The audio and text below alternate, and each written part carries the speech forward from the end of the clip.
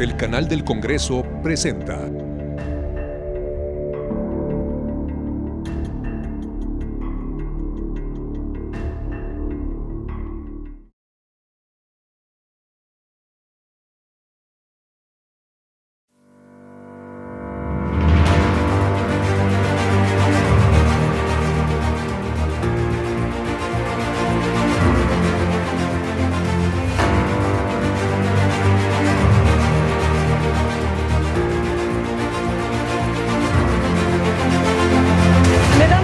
Saludarlos en Vértice Internacional, soy Rina Musali y gracias por acompañarme en este programa que pone su mirada estratégica en el acontecer mundial y sus interrelaciones con México. El día de hoy un programa que no podía faltar, el proceso electoral en Estados Unidos tras haberse conocido los resultados de las convenciones nacionales demócrata y republicana en la Unión Americana que coronó el duelo entre Trump y Biden. Por supuesto, la cita electoral más importante de la agenda política internacional en este 2020. Bajo la lupa pondremos toda la polémica del voto por correo en Estados Unidos, los dolores de cabeza de Donald Trump para conseguir la reelección, la crisis sanitaria y económica en Estados Unidos, así como las implicaciones para México de una posible victoria del ticket electoral Biden y Kamala Harris. Acompáñenme. En Estados Unidos, el proceso electoral del 2020 sufrió un giro dramático por la crisis sanitaria, los confinamientos, la sana distancia y el voto por correo, quienes alteraron los códigos de la campaña, la comunicación y la forma de interrelacionarse con los votantes. En este contexto se celebraron las convenciones republicana y demócrata de modo virtual. Joe Biden y Kamala Harris no estuvieron presentes en Wisconsin como se tenía originalmente planeado, sino lo hicieron desde Delaware a través de videoconferencia. De igual manera y por primera vez en su historia, la convención republicana fue virtual, sesionando desde Charlotte, en Carolina del Norte, la cita que culminó con el discurso de Trump el pasado 27 de agosto en Washington. Fueron las redes sociales, la televisión y la comunicación digital las claves de la nueva normalidad que facilitaron el ejercicio de los derechos políticos sin arriesgar la salud de las personas. 2020 es un año muy importante para el mundo y para la política internacional porque se celebran las elecciones presidenciales en Estados Unidos, la jornada electoral más importante para la geopolítica global y que tiene implicaciones en las relaciones internacionales. En medio de una crisis sanitaria y económica, es que ahora estamos viendo que el proceso electoral en Estados Unidos ha sufrido modificaciones sustanciales. Para conversar de este importante tema nos acompaña el senador Héctor Vasconcelos, es el presidente de la Comisión de Relaciones Exteriores del Senado de la República. Senador, bienvenido. Muchas gracias por la invitación. Buenas tardes. Nos acompaña también el doctor Carlos Heredia, él es profesor investigador de la División de Estudios Internacionales del CIDE. Carlos, gracias por estar con nosotros.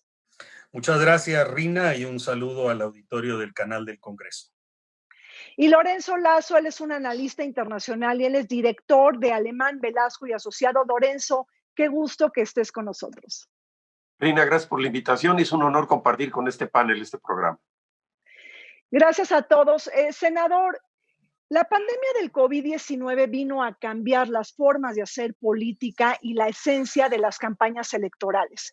En Estados Unidos estamos atestiguando un giro mayúsculo de la manera de hacer política. Estamos viendo una campaña inédita, inusual, diametralmente distinta, en donde lo que hemos visto es que nos tenemos que olvidar de las fanfarrias, de la gran espectacularidad de las campañas y del contacto humano para pasar a las campañas en modo virtual y telemáticas. ¿Qué implicaciones tiene esto para la vida política en Estados Unidos? En efecto, la pandemia ha cambiado completamente las características de esta campaña electoral norteamericana.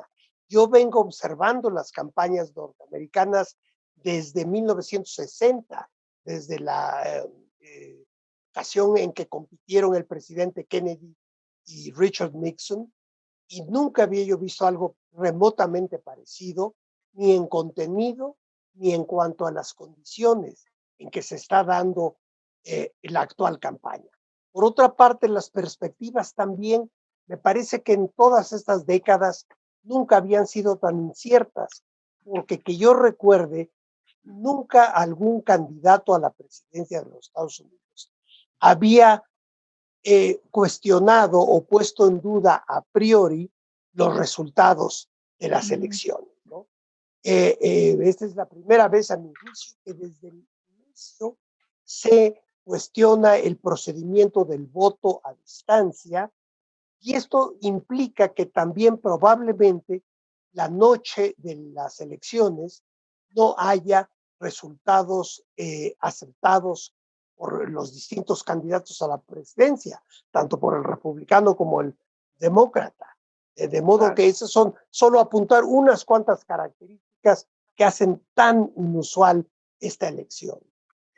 Así es, senador. Carlos Lorenzo, efectivamente tenemos un proceso electoral en Estados Unidos que ha dado un vuelco pues, a todo el ciclo político actualmente. Esta pandemia, esta crisis del COVID-19 alteró el calendario, por ejemplo, de las elecciones primarias, cambió la manera de recaudar fondos, cambió la forma de hacer política, pero también canceló las convenciones presenciales. Hoy estamos viendo convenciones en modo virtual, pero el senador incursiona en un tema muy importante que es el voto por correo y ahora todos los reflectores están inmiscuidos en esto, es decir, ¿por qué ha generado polémica y cuáles son los posicionamientos tanto del Partido Demócrata como del Partido Republicano, Carlos? Gracias, Rina. Bueno, hay que decir una cosa, los estadounidenses llevan décadas votando por correo. No es la primera vez que esto ocurre. Ha habido muchas elecciones en donde la gente pide su boleta, la recibe y la regresa por correo absolutamente sin ningún problema. Yo creo que esta es pues una crisis generada por el equipo de Trump que se ve abajo en las encuestas y entonces empieza a buscar por dónde encontrar culpables, chivos expiatorios, etcétera. Y él es una cosa paradójica, porque estando él en el gobierno y siendo él el jefe de la Oficina Nacional de Correos, él está diciendo que su propia burocracia le va a hacer un fraude. Entonces, yo simplemente lo veo como una excusa, como un pretexto. Pero no estamos ante un problema técnico ni un problema logístico de la Oficina de Correos. Estamos ante un problema generado por el señor Trump a raíz de que está abajo en las encuestas. Y entonces, pues encontró ahí una beta en donde sus seguidores dicen, sí, se van a robar la elección, pero ¿quién se la va a robar si la Oficina de Correos está a cargo del señor Trump? ¿Cómo estás viendo todo este tema? Porque realmente lo que hemos visto de Donald Trump es que está socavando la integridad misma de las elecciones, ha golpeado todo el sistema de pesos y contrapesos de la democracia, inclusive ha desdeñado la elección, la ha querido posponer y ahora se va en contra de este voto por correo. Tu opinión, por favor. Mira, pues nuevamente muchas gracias, saludo al auditorio y en aras de honestidad quiero aclarar que mi posición personal es totalmente rechaza la actitud y el planteamiento, el postulado que desde hace 4 años tiene Donald Trump. Con eso, pues mis comentarios van a tener un sesgo y evidentemente para que el público lo conozca. Evidentemente hay una sensación de crisis de las democracias en los últimos años, en donde se piensa que la democracia no ha sido el mecanismo del sistema político conveniente para resolver los problemas sociales o económicos de los países desarrollados o subdesarrollados. Aquí se está culpando al instrumento equivocado.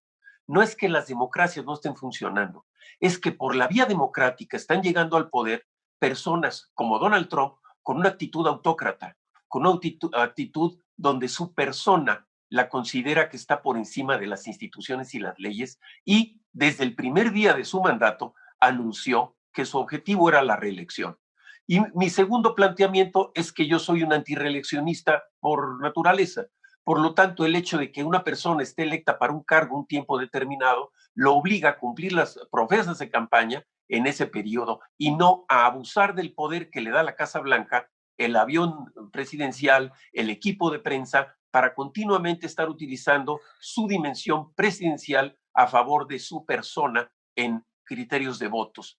Dicho lo anterior, te diré que el hecho de que Donald Trump hoy esté entre 9 y 11 puntos abajo en las encuestas y John Biden tenga la delantera en términos de voto general, aclaremos que tenemos que llegar después a comentar el hecho de que son votos congresionales, pero por lo pronto hoy Biden va adelante.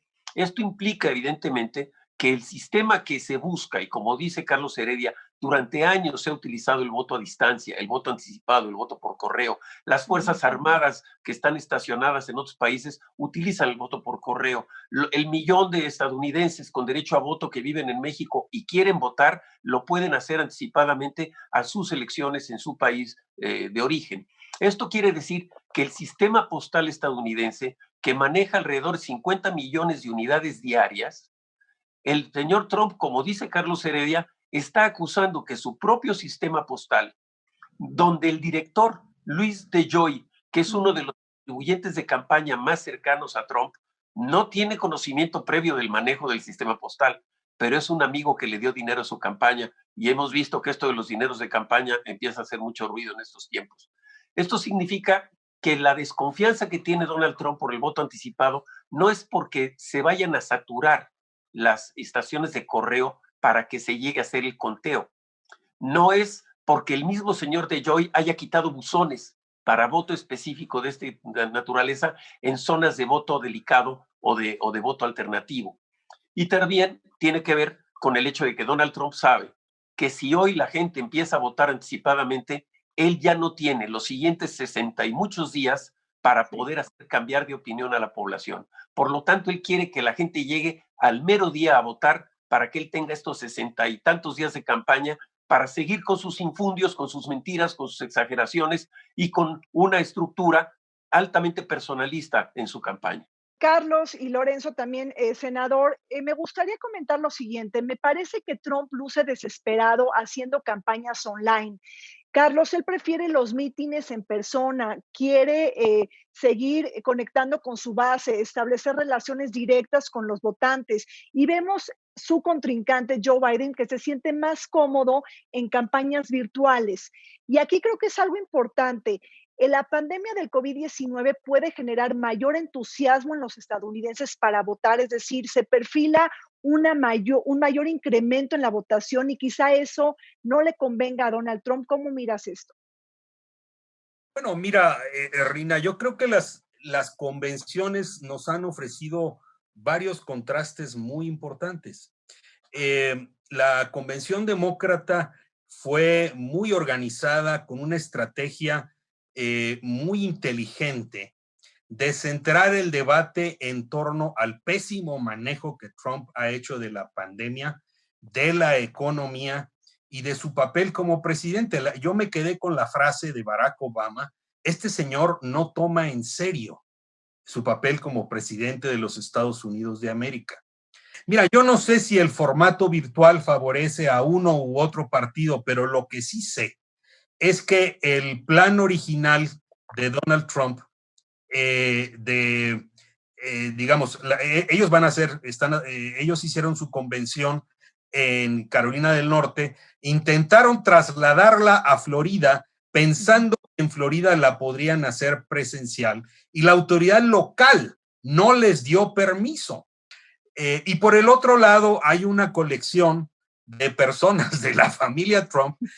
Les faltó, por cierto, invitar a la hermana, a la tía, a los que han escrito incluso libros diciendo cómo la familia Trump creó al hombre más peligroso del mundo.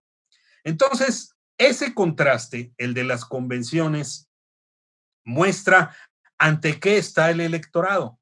Uno podría decir, bueno, pero es que hace 4 años muchos estadounidenses prefirieron a un hombre que se presenta como exitoso en los negocios, no muy ilustrado, pero que le habla a la gente como quiere y a él lo entienden. Hoy, sin embargo, en la triple crisis que vive Estados Unidos, la crisis sanitaria, la crisis económica y la posible crisis constitucional que describía el senador Vasconcelos, las condiciones son completamente distintas.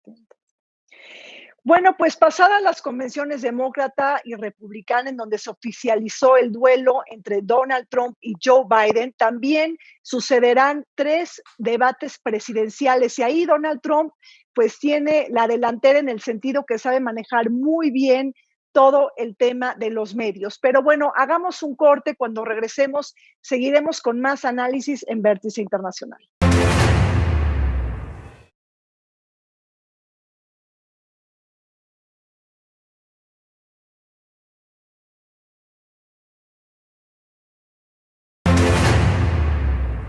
Con el mayor saldo de muertos y contagios del mundo a causa del COVID-19, Joe Biden y Kamala Harris hicieron un llamado para recuperar el liderazgo estadounidense en la escena mundial. Con un discurso a favor de la unidad y el combate al odio, la fórmula demócrata busca sanar a los estadounidenses, reforzando el voto demócrata y conquistando el voto de los indecisos, independientes y los republicanos moderados. En medio de las peores protestas antirracistas de los últimos tiempos, la designación de Kamala Harris como candidata demócrata a la vicepresidencia rompió con los moldes más tradicionales a propósito de apuntalar a quien pudiera convertirse en la primera mujer negra y presidenta de Estados Unidos, la hija de inmigrantes que busca unir al partido y atraer el voto afroamericano, hispano y asiático. Estamos de regreso en esta mesa de análisis en Vértice Internacional platicando sobre las convenciones demócrata y republicana atípica y también del proceso electoral en Estados Unidos. Lorenzo, la pandemia del COVID-19 ha cambiado todo. Ha sacado a relucir las fallas del sistema sanitario, la precaria red de seguridad social en Estados Unidos, la desigualdad económica y racial, todo el tema de las protestas multitudinarias por la muerte de George Floyd y el tema del racismo sistémico, pero también hemos visto que se han invertido los temas, porque Donald Trump posicionó temas muy importantes como el tema del comercio y la inmigración, pero hoy vemos que otros temas están magnificándose en la escena nacional en Estados Unidos. ¿Cómo ves esto? Pues mira, yo veo que evidentemente no es un tema de Estados Unidos el que desde la Revolución Industrial hasta la fecha se haya detenido el modo de producción de la sociedad, el modo de trabajo, el modo de consumo, y esto evidentemente ha puesto a todos los gobernantes y a todos los países en un entredicho. Recordemos, ningún gobernante fue electo para entrar en un proceso de este nivel de estancamiento económico, de crisis social, de falta de empleo y de riesgos políticos. Independientemente de eso, el buen gobernante que tenga talento y que tenga visión de Estado, pues puede superar este tipo de retos o conducirlos de una manera justa, de una manera abierta. ¿Qué sucede con Trump? Trump le gusta la arenga popular, le gusta que la gente le aplauda. Como buen autócrata, tiene esta sensación de vanidad permanente y tiene una demanda obsesiva de atención del público hacia él. Y esto lo hace a través de los medios de comunicación. Tiene una obsesión de presencia. ¿Qué pasa con los medios? Hoy los medios son el camino dominante, tanto los medios digitales como electrónicos, en términos de vasos comunicantes de la sociedad. Hoy la sociedad se ha vuelto digital, el consumo se ha vuelto digital y de entrega a domicilio, pero también se ha vuelto totalmente individualista, aislado. Esto quiere decir que la gente en su hogar, en su capullo de seguridad sanitaria, está aislada de las reacciones o de la interacción con los demás. Y esto es muy interesante porque la forma de crear una opinión política no es solamente por lo que uno piensa, sino por lo que uno oye de los líderes sociales o de familia o de trabajo que tiene uno alrededor. Esta atomización de la estructura de la sociedad, este aislamiento de conciencia del votante y la ausencia de estas realmente arengas ya totalmente primitivas, pues nos dan el hecho de que tenemos que aceptar que esta es una nueva realidad y con esa está trabajando.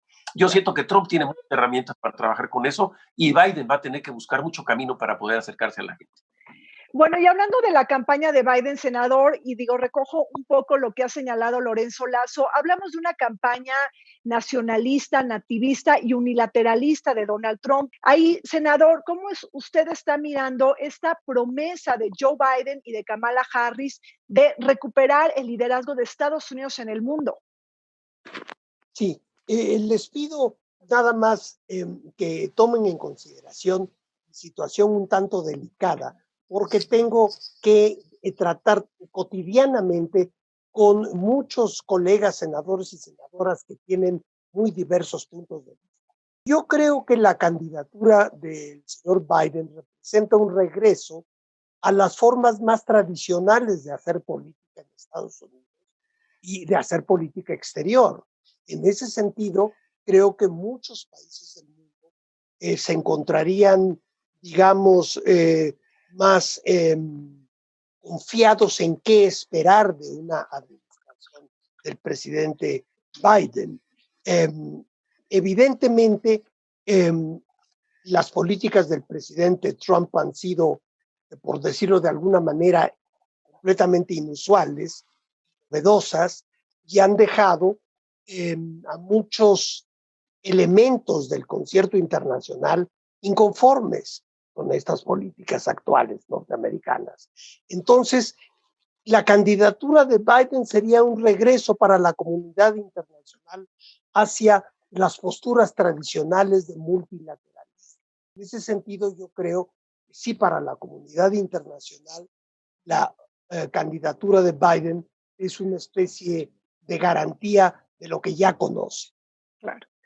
Carlos, qué difícil lograr que el mundo recobre la confianza en Estados Unidos, las instituciones, los líderes, las alianzas, que realmente vuelvan a creer en Estados Unidos también como gran potencia internacional. ¿Qué piensas de esto? Bueno, creo que efectivamente está planteado ese dilema. Trump se peleó con todo el mundo. Se peleó con Canadá, con México, con la Unión Europea, con sus aliados de la OTAN, con la Organización Mundial del Comercio, picó pleito por todas partes. Y entonces, ahora, pues efectivamente, muchos dirigentes políticos de talla mundial se preguntan qué va a pasar. La gran pregunta para mí es si Estados Unidos va a liderar por su poder militar o va a liderar, como decía el senador, por su capacidad de reinscribirse en el escenario multilateral, en el escenario global, con un papel constructivo. Pero creo que en el caso de Biden efectivamente retomará un enfoque mucho más basado en el multilateralismo.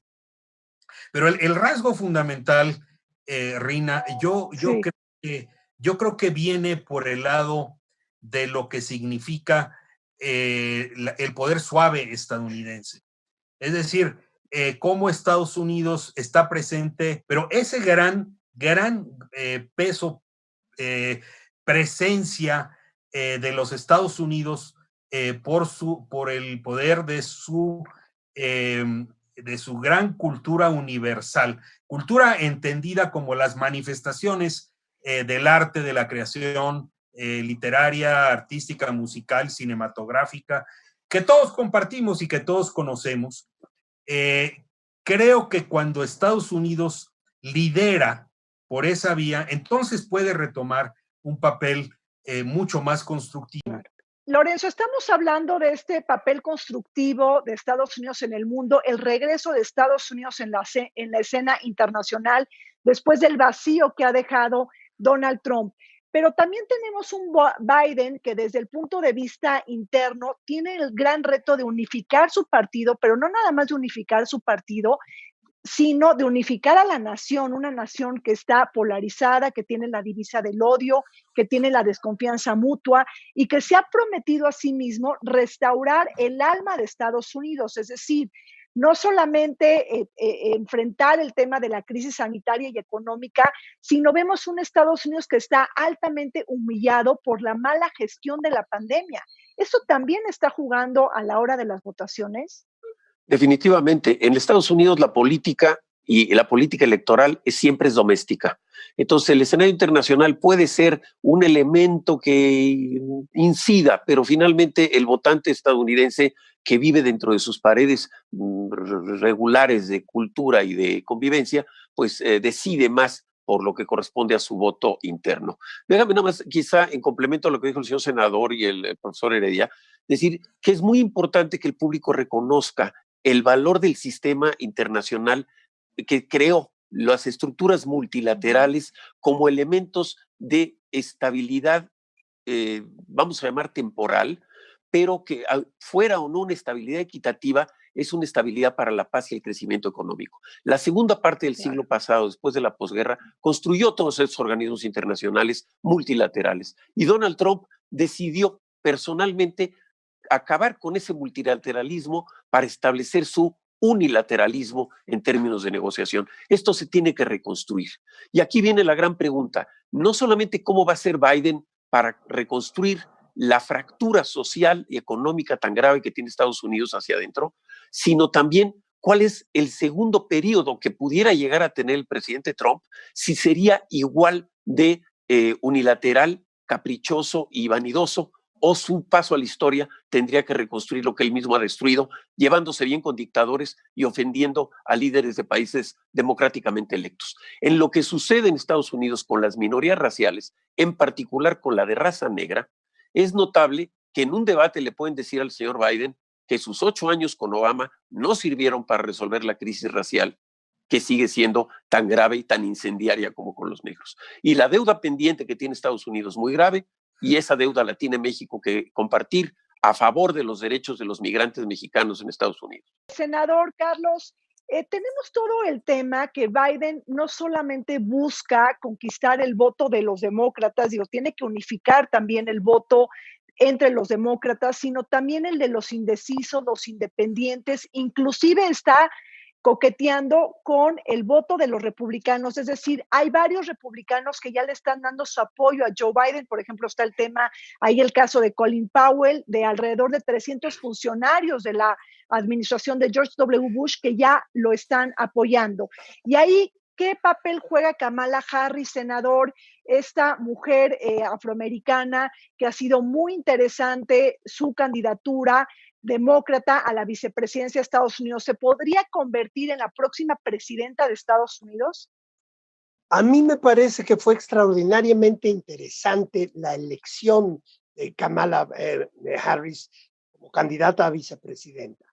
Es una especie de ventana a lo que muchos esperamos que sea el futuro de los Estados Unidos, que sea una sociedad más igualitaria, donde finalmente se destruya este racismo que ha imperado por siglos en los Estados Unidos y que aunque esté resuelto desde el punto de vista legal, constitucional, pero sigue existiendo ese racismo como una realidad social al día de hoy. Entonces, el hecho de que ella también sea una mujer, hija de inmigrantes de las más distantes regiones del mundo, todo esto me parece que es un reflejo de los Estados Unidos que están por venir. Una mujer pro DACA, pro aborto, pro reforma migratoria, pro reforma policial, pro acuerdo de París. A ver, platícanos de ella. Bueno, su padre es un inmigrante que llegó de Jamaica, un economista que, por cierto, descubrí que dio clases aquí con nosotros en el CIDE hace muchos años. Su madre, procedente de Tamil Nadu, del estado de la India, de lengua tamil, en el sureste, ahí pegado a Sri Lanka, ambos inmigrantes que se conocen en la Universidad de California en Berkeley, pero representan, digamos, exactamente la transición hacia la pluralidad y la diversidad de lo que son hoy los Estados Unidos. Representa el tsunami demográfico que está ocurriendo en Estados Unidos. Es decir, está pasando del país en donde creció Donald Trump a un país en donde en pocos años la gente blanca va a dejar de ser la mayoría absoluta. Y entonces coincido con el senador con que esta fue una selección de compañera de fórmula, primero por una mujer, segundo por una afroamericana y con sangre de la India, para responder a, digamos, una deuda histórica, pero también al momento de grandes movilizaciones que hubo a partir del asesinato de George Floyd a manos de un policía blanco. Y un pie de página. Esto no significa que el voto del electorado afroamericano, latino o asiático le esté escriturado al Partido Demócrata. Yo también he leído y escuchado comentarios de amigos de origen mexicano, latinoamericano, que dicen, oye, algo le está fallando a Biden en el sentido de decir, no nos estamos viendo tan reflejados ni en la convención, ni en las candidaturas, y si no se ponen las pilas para motivar al electorado latino y el electorado latino se queda en su casa, entonces hay varios estados campo de batalla que pueden estar en riesgo. Claro, así es, ella es una hija de padre jamaiquino, de madre de la India, y además esto es una buena noticia para un Caribe olvidado y también para la India. India es un país muy importante porque desde el punto de vista de la geopolítica global podrá jugar un rol preponderante en esta supuesta nueva guerra fría entre China y Estados Unidos. Vamos a un corte, cuando regresemos seguiremos con más análisis en Vértice Internacional. Las elecciones primarias son importantes porque cada estado elige a los delegados que se sumarán en las convenciones nacionales. Debido a la pandemia del COVID-19 y de forma extraordinaria, las convenciones nacionales demócrata y republicana se realizaron de modo virtual. En ambas resultaron elegidos oficialmente el demócrata Joe Biden y el republicano Donald Trump. Cabe recordar que las elecciones presidenciales tendrán lugar el 3 de noviembre mediante sufragio popular y los votos del colegio electoral. Quien obtenga 270 votos del colegio electoral ganará la elección.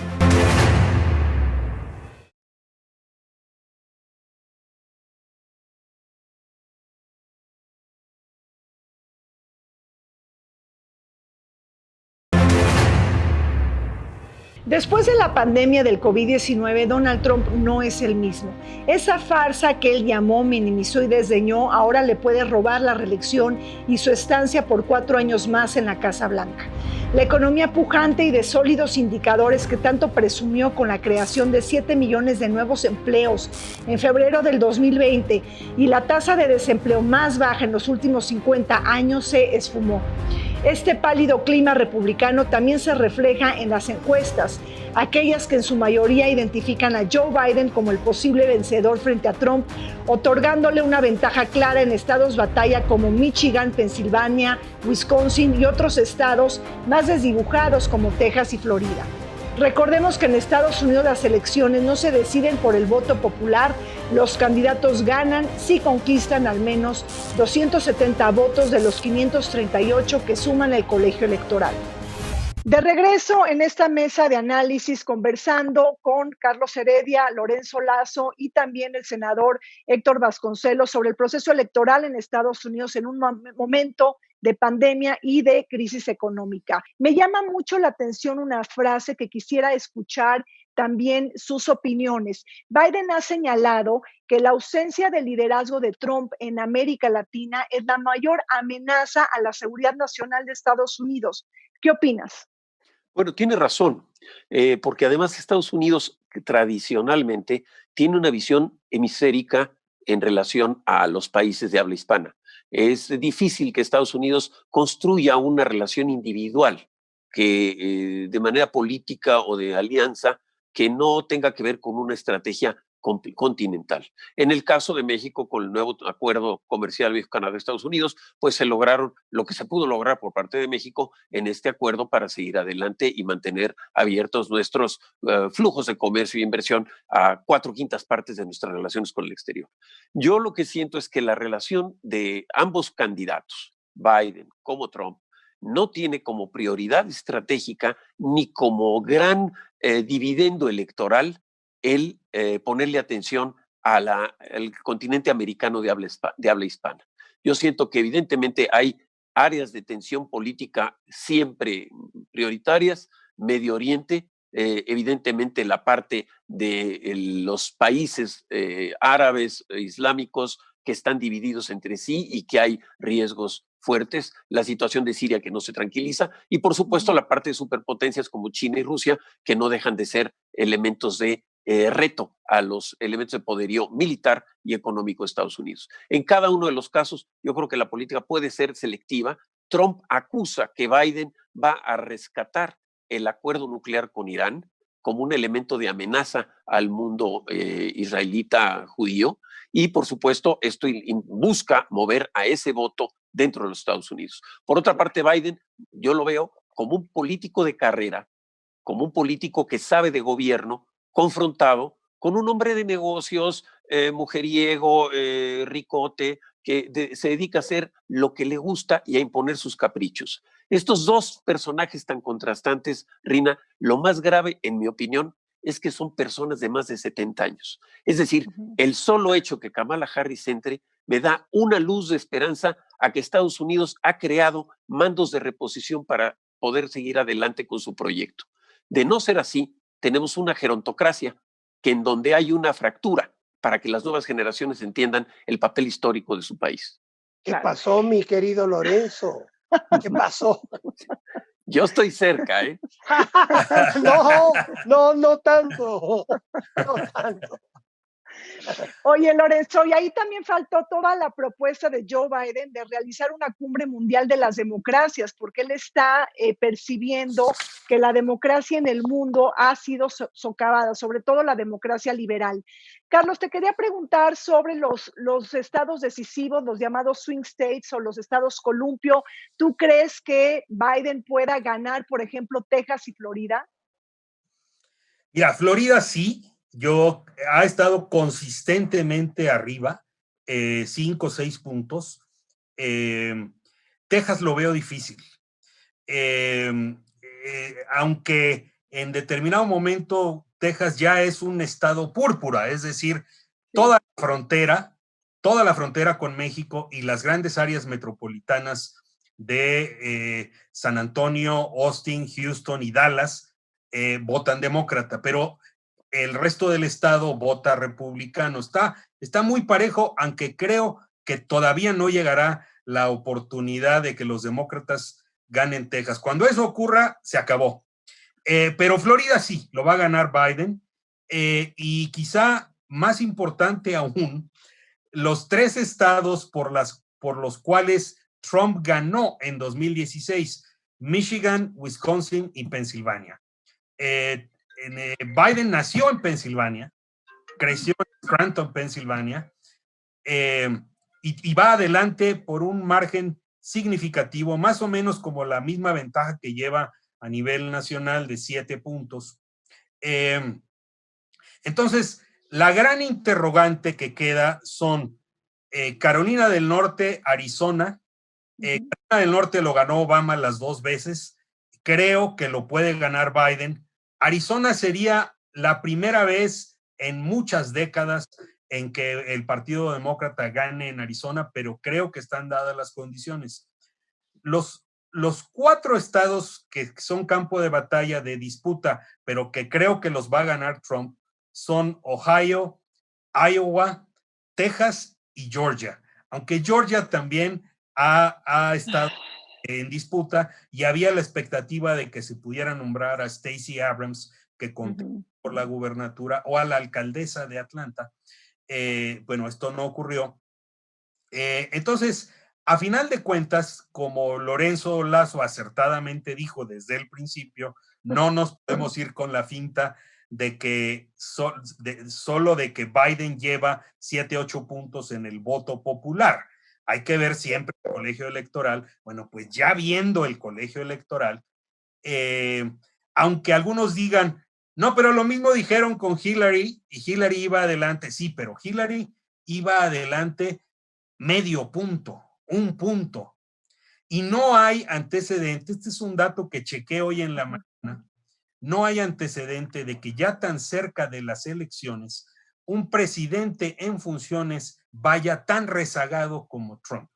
Por lo tanto, creo, no me dedico a hacer profecías, pero sí a estudiar las tendencias.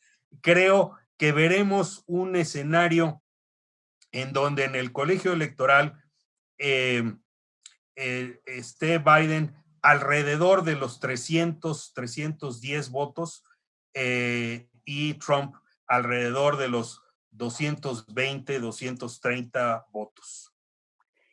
Senador, usted quería comentar algo sobre la pandemia. Es importante porque habría que señalar que Trump está siendo pues desaprobado en el manejo de la pandemia. El COVID-19 le roba sus éxitos económicos que tanto presumió y que bueno, pues ahora le han impuesto un decrecimiento a Estados Unidos del -8% en el 2020. ¿Usted cree que Donald Trump realmente pueda conseguir la reelección cuando estamos viviendo la peor recesión económica global desde 1929?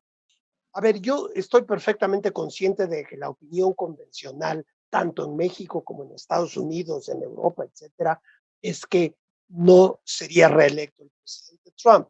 Sin embargo, yo creo que falta mucho. 2 meses y días es mucho tiempo al ritmo en que ocurren las cosas en el mundo contemporáneo. Que sea reelecto o no, a mi juicio, depende esencialmente de 3 factores. ¿Qué va a ocurrir en efecto con la pandemia de aquí a principios de noviembre? Por otro lado, ¿cómo se van a desarrollar los disturbios en las ciudades norteamericanas? Es decir, si van a amainar un poco, al contrario, se van a recrudecer. Y luego, desde luego, la situación económica, donde escuchaba yo el discurso del presidente Trump de esta mañana en Carolina del Sur, y él dice que ya hay algunos indicadores de una recuperación importante. Sé que otros no están de acuerdo, pero en fin. Ahora, yo sí creo que no podemos irnos con la finta de que necesariamente va a ganar la próxima elección el señor Biden, independientemente de nuestras preferencias personales. Hay que recordar el 2016, cuando la opinión en aquel momento era mayoritariamente que ganaría la señora Clinton. De manera que yo no creo que sepamos a estas alturas cuál va a ser el desenlace de algo que realmente se ha convertido en una especie de referéndum. ¿Debe seguir Trump en la presidencia o no? Yo creo que está planteada esta elección casi como un referéndum sobre la actuación del presidente Trump. Claro, senador, y en el tema de la pandemia, ¿cómo está viendo esta crisis sanitaria relacionada con el proceso electoral en Estados Unidos? Y después de esto, pues tendríamos que ir a corte. Díganos.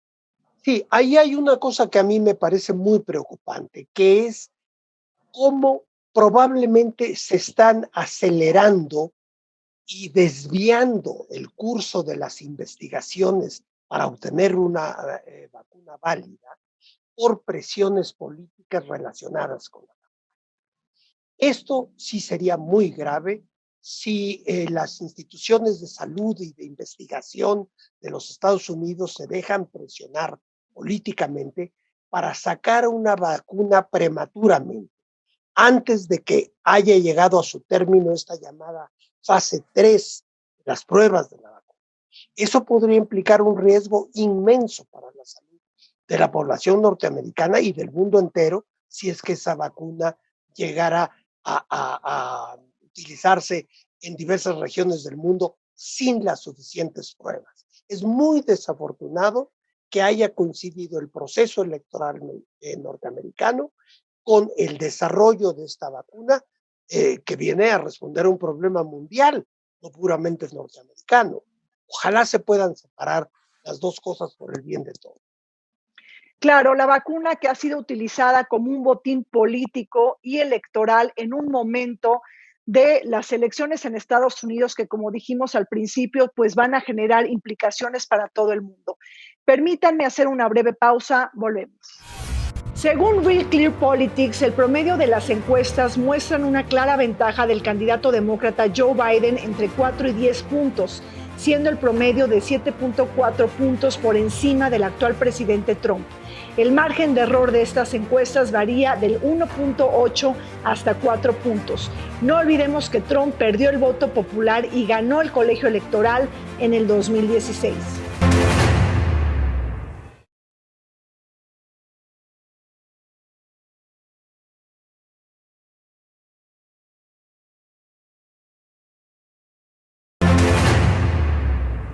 En la cita electoral del 3 de noviembre de Estados Unidos se presenta el mayor número de latinos elegibles para votar, 32 millones frente a los 27 que irrumpieron en la escena política del 2016.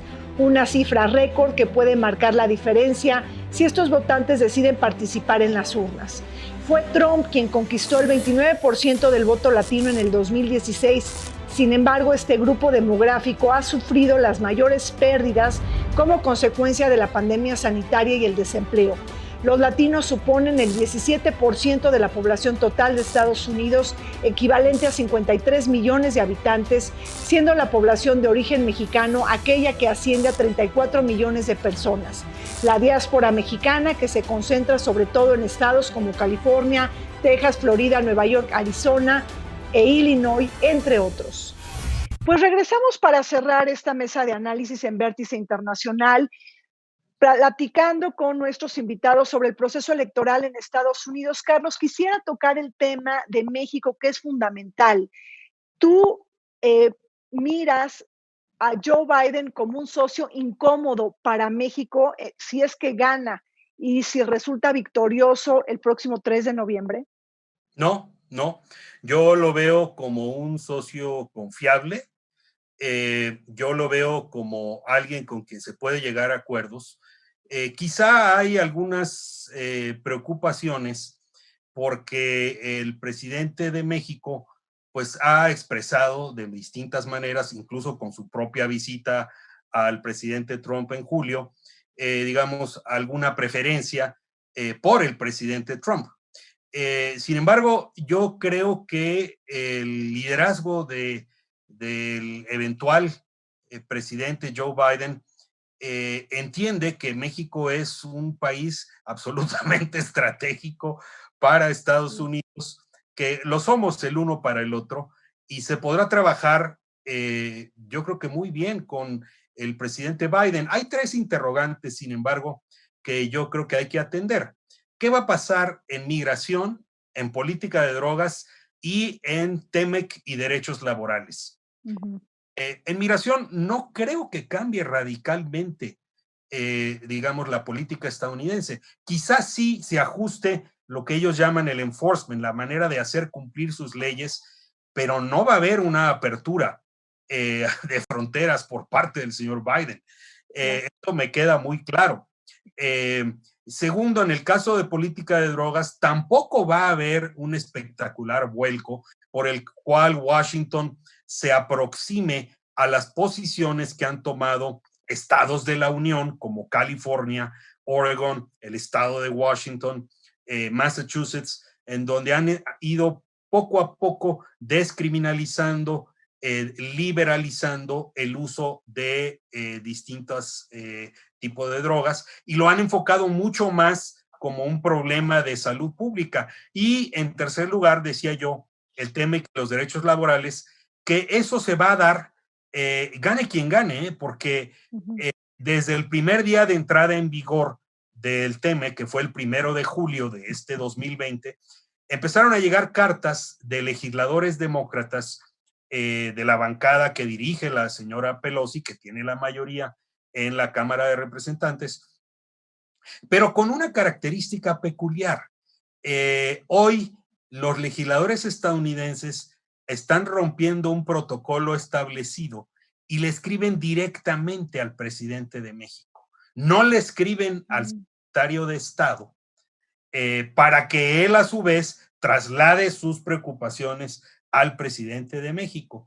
Entonces yo creo que ahí sí vamos a tener, digamos, un tema controvertido, porque adentro de nuestro propio gobierno en México, pues hay abanderados de los derechos laborales, de los derechos sindicales, del incremento salarial, y también hay actores, sobre todo del lado de la cúpula empresarial, pero también del lado político, que prefieren no mover las aguas y continuar con el corporativismo sindical que lleva décadas aquí y seguir cifrando la competitividad internacional de México y de las exportaciones mexicanas en un salario castigado. Pero termino de contestar tu pregunta. Yo creo que en el señor Biden, si llega a presidente, México puede ver a un interlocutor serio, responsable y confiable. Lorenzo, y ahí tendríamos un Joe Biden que pondría su acento en el cumplimiento de la ley laboral, en el tema de las energías limpias y renovables, en el clima de los negocios y también en el estado de la democracia en México. Mira, yo como veo a John Biden por su carrera, es un hombre que se sujeta al Estado. Y Trump es un hombre que sujeta al Estado a sus caprichos. Yo siento que en el caso de Joe Biden va a llegar con la política del Departamento de Estado, una política institucional que ha sido pues ya tradicional para México. Lo único que sí hay que aclarar, y esto para mí es interesante, que por lo menos a 3 presidentes mexicanos que les ha cambiado el partido político durante su mandato en la Casa Blanca, es decir, presidentes de 6 años que durante su sexenio cambia el partido en la Casa Blanca, tenemos dislocaciones políticas y económicas importantes. Le pasó a José López Portillo, le pasó a Carlos Salinas de Gortari y le pasó a Enrique Peña Nieto. Y esto no quiere decir que sea situación de que el presidente de México deba o no haber hecho algo, sino que el cambio de política en la Casa Blanca sacude otros sistemas políticos de otros países. Por ejemplo, recordemos que en el periodo de Obama fue cuando se apoyó y se impulsó toda la batería de reformas estructurales del sistema político mexicano de los últimos años. Entonces, ahí habrá que ver qué tanto es idea de regresar a aquello. Y evidentemente, pues lo único que yo quisiera decir para terminar, pues es recordar la frase de Thomas Jefferson, uno de los grandes fundadores, pensadores de la forma de ver el gran ideal de lo que es o se pensaba que era Estados Unidos antes de Trump, que dice: los grandes líderes no son ni soñadores ni dictadores. Y ahí es donde está el dilema que tienen quizá en este momento los Estados Unidos. Senador, un último comentario, por favor.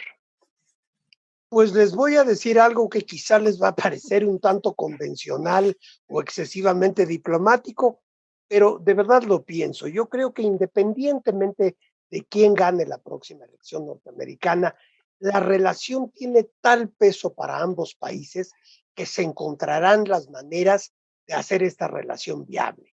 Todo mundo ha observado y discutido la relación del presidente López Obrador con el presidente Trump, pero es menos conocido el hecho de que el presidente López Obrador y el señor Biden se conocen personalmente. Yo tuve el gusto, el honor de acompañar al entonces líder de Morena, Andrés Manuel López Obrador, a un encuentro con el señor Biden en el 2012, y soy testigo de la forma en que dialogaron de la manera más fácil, en un ambiente de absoluto respeto, y no solo eso, terminó una conversación que originalmente iba a durar 20 minutos y acabó durando 50 minutos en una atmósfera de verdadera cordialidad, bromas, etcétera.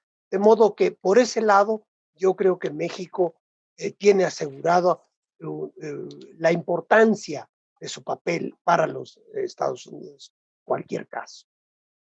Bueno, pues ahí tienen ustedes las claves del proceso electoral en Estados Unidos, la importancia de la relación México-Estados Unidos, así como una jornada fundamental para la política internacional. Se nos acabó el tiempo. Quisiera en verdad agradecerle al senador Héctor Vasconcelos, al doctor Carlos Heredia y también a Lorenzo Lazo por haber estado con nosotros el día de hoy. Muchísimas gracias. Gracias por la invitación. Reina, gracias a todos. Gracias, saludos. En este mapa se resaltan los estados más competidos en las elecciones de Estados Unidos en el 2020. El presidente Trump, quien busca la reelección, está emproblemado en 3 estados que ganó en 2016. Texas, Florida y Arizona, mientras que Georgia, Carolina del Norte y Ohio todavía no están definidos. Como voto duro para los demócratas se encuentran los estados de California y Nueva York, al tiempo que Trump muestra su base electoral más sólida en las Dakotas, Idaho, Wyoming y Luisiana. Llegamos al fin de Vértice Internacional. Como siempre, los esperamos todos los martes a las 8:30 de la noche y los jueves en repetición a las 10 de la mañana.